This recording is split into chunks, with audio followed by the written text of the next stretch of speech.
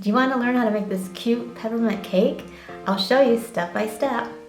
Stay tuned and watch. This is the next day and I took out the filling. And remember when I crushed the filling in yesterday in my video? If you saw that one, I want to do that for texture. But this is what happens when the filling is in the fridge all night, which it's supposed to be because you want it nice and firm and cool. It totally does not have any of the texture in here. So what happens is, with science, again, because cooking and baking is science, it dissolves into this, which is fine too, but it's just something you should know. I absolutely love this color. This is all from the candy cane. I did not put any food coloring in this whatsoever. So this is really yummy. It tastes a very subtle peppermint with the white chocolate and the whipped cream. Here's the Italian meringue frosting, which the description below how to make this and also how to make the filling. I have the description below for those videos. And this I want to put just a teeny tiny bit of red in here just because it might be showing through. And this will be the crumb coat, but I just wanted a little drop of red. And then another thing I want to do is put a little tiny bit of peppermint extract, pure extract, but just a teeny tiny bit because I don't want it to overwhelm the flavor. So just a teeny tiny few drops. Just mix that up really well. Now this came out of the fridge, so I had to put it in the microwave to soften it up. And if it breaks, so sometimes Italian meringue does break with the butter and everything not coming together, then you just take a hairdryer and you go over around it and then it comes together because like I said before, baking is a science. Now I'm going to fill my large piping bag with the round tip on the end with the Italian meringue buttercream.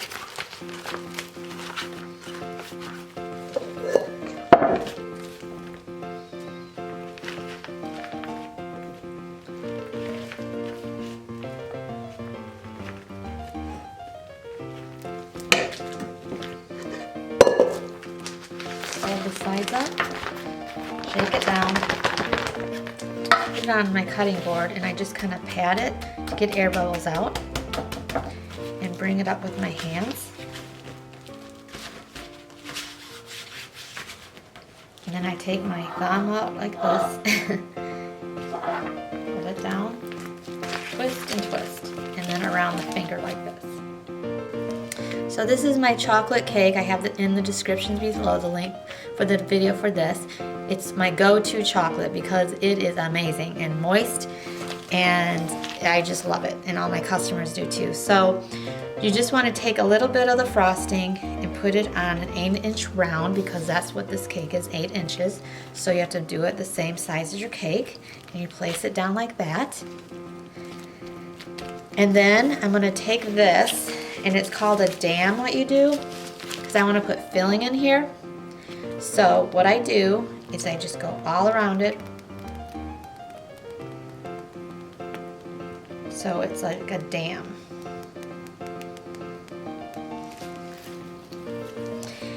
And then you put your filling in here. I just take a spoon and I just put it in there. You don't want oozing all over the sides, that's why you have your dam here. And it's preference how much you want to put in here. Some people say to put as much filling is what is the cake width or depth, but I don't know if there's really any rhyme or reason, but it is good to have a lot of filling though. And then some people put more frosting over the filling. You could do it either way. I'm not going to do that because there's going to be a lot of frosting on here anyways. Or you could put things on top of this, but this cake's just going to have that peppermint filling. And then I'm going to put the next cake on. This is going to be the 3 cakes. Another thing you can do is torch the cake, it's called, and cut it in between here so it's thinner layers, but I'm going to have these thicker because I want it to be a pretty tall cake. Now this part, you definitely want to, what I call wiggle it. You just wiggle into place. So you don't want to just gently set this on top. You actually want to press down on it a little bit and wiggle it. And then I like to turn it so I know it's the same on all sides. And wiggle it down. And then of course I do the same with this part like I did before.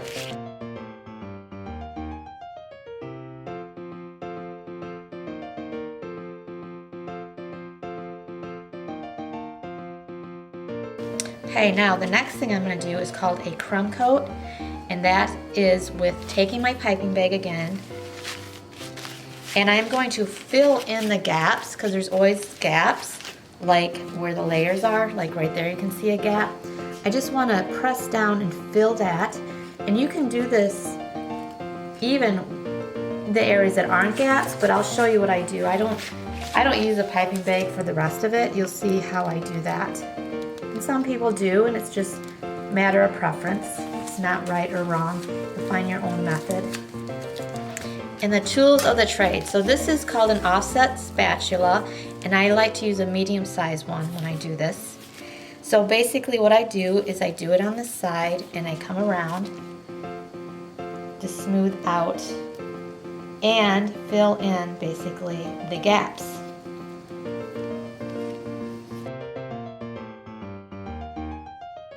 And this is a half a batch of the Italian meringue that I make. So just a half a batch is already almost gone. So that tells you it takes like a batch and a half to make an 8-inch 3-layer cake. So then I just take this and I come around like this, and I go to the bottom part, of course. And it doesn't have to be fancy. You just want to make sure it's smooth.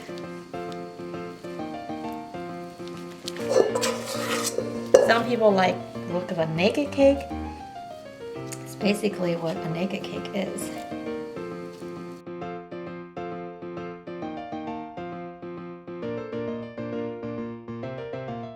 It's called a sponge scraper. And you don't do it this way, but you do it like this. And you just lay it like this at an angle. And this is basically the height of the cake. So then you just turn your turntable and go around. And then you scrape off with your finger, which I have gloves on, but if I don't wear gloves, I am definitely all about washing hands all the time.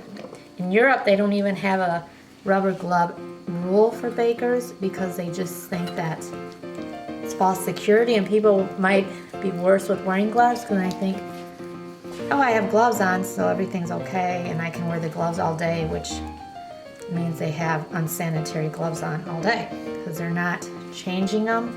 So it's actually more sanitary in a way not to wear gloves and to wash hands.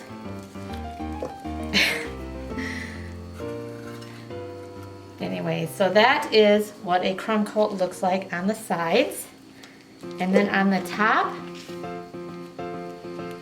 I have a lot of here left over just from that. So I will take this leftover, that's much I have, and just put it on the top.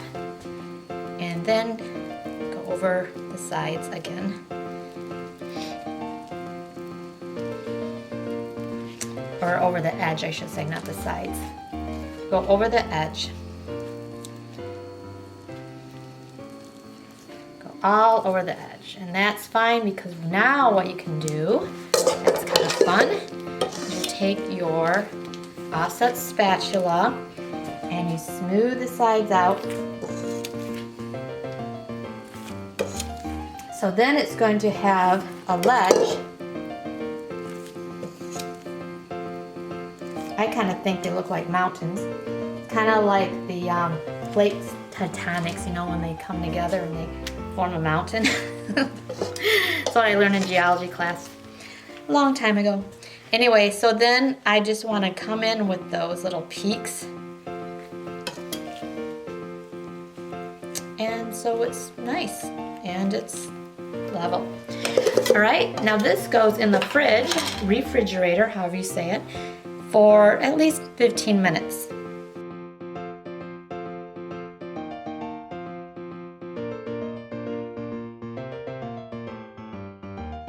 Since this is a candy cane themed cake, I'm going to do part of my frosting to be red, and then of course leave the other part, this creamy white color. I'm going to put this red in. Now I don't want it pink, so I'm not going to just do a drop. And the other tip is, if you want it really, really red, any color you want deeper, you mix it the day before and then you leave it in the fridge overnight, covered of course, and it gives it a deeper color, especially with Italian meringues. They're a little bit harder to color sometimes than the American buttercream. So I have just a couple of dots in here. I have the cake in the fridge now, and I made this cake board and I thought it was super cute. I get most of my craft paper at Joann Fabrics and ribbon, so there's a ribbon. And I have at least 3 or 4 videos on how to make these cake boards. I'll put a link below how to do these. And then the back I always have these so you can lift it up easily, and they're just cardboard squares that I glue on. But what I do is you either can tape with packing tape here the cake board that the cake is on already, or you can hot glue gun it. I usually hot glue. And then the cake itself is cold, and that's partly why it's cold, so I can transport the cake onto the board with the hot glue and not mess up the frosting because it will be firm. This part is fairly easy. What you need is your frosting, of course, and then you need another bowl for scraping your frosting in after you scrape it off on the cake. And you need your bench scraper and your offset spatula. So this is what you do. It's very simple. You just take some of the red and put it on randomly.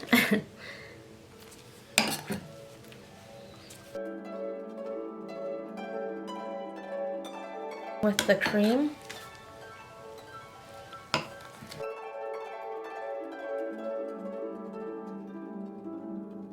Next part, you take your bench scraper and just scrape it off. So I'm going to go from this way over.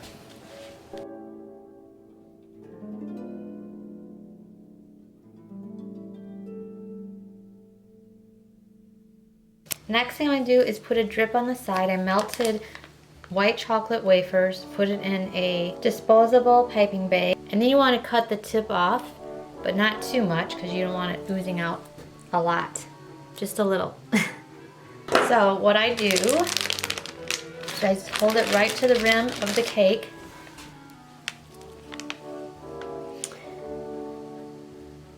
and then you just press down and let it come down naturally.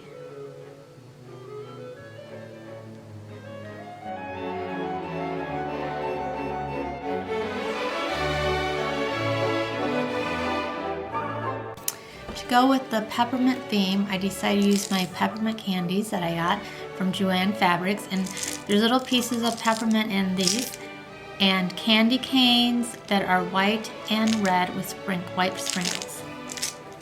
So to do that, I get my tray out and I put the cake on the tray so these don't get messy everywhere.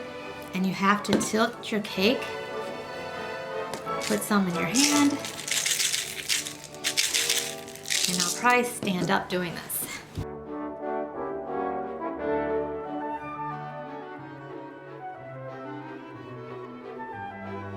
And when I'm done, I like to just kind of press down all around. Make sure that the sides and the bottom are covered. And then I take a soft brush that's used just for cakes and dust all the sprinkles off. Another thing you could do that's fun, but I decided not to do it this way, is put the little sprinkles in the drip, and that would look cute too. Next thing I do is I'm going to put dollops on the top, and I use the large closed star tip, and this is to make it look more ruffly. If I used the regular 1M star tip, it would have been more like swirls, but this will be more like ruffles. Squeeze down, and then you just lift up. And I usually like to do one across from the other. That way I know that I'll have them all the same distance around.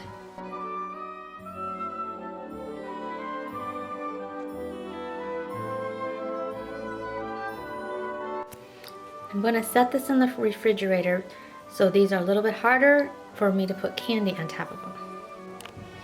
So I got these really cute candies at a local candy shop, and I just like the shape of them.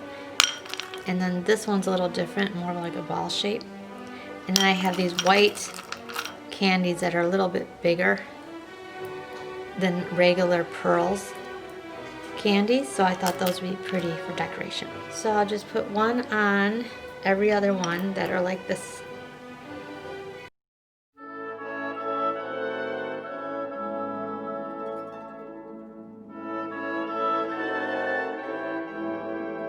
So the very last thing I want to do is put something on the top, and I want it to be something big, and I found these ornaments and I thought they would be perfect.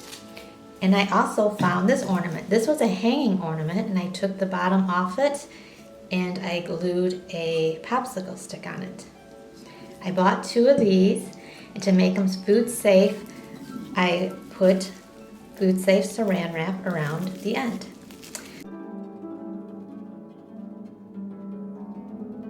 I have some frosting left over, so I decided I will go on the base of each one of those candy, or the ornamentation I put in, and just kind of go around them with the frosting, so you know that they will stay really well. Plus, it just will look nice too. So I hope you enjoyed this. It was a little bit of a longer video because I wanted to show you more of the steps and then just fast forwarding everything like I normally do with my other videos. And this one I thought turned out pretty cute, and it's actually pretty easy. So when you break things down in steps, it's really not that intimidating, and it can look like it took a lot longer than it did. I hope you like this video and you watch my next videos, and like and subscribe if you haven't yet. Thanks.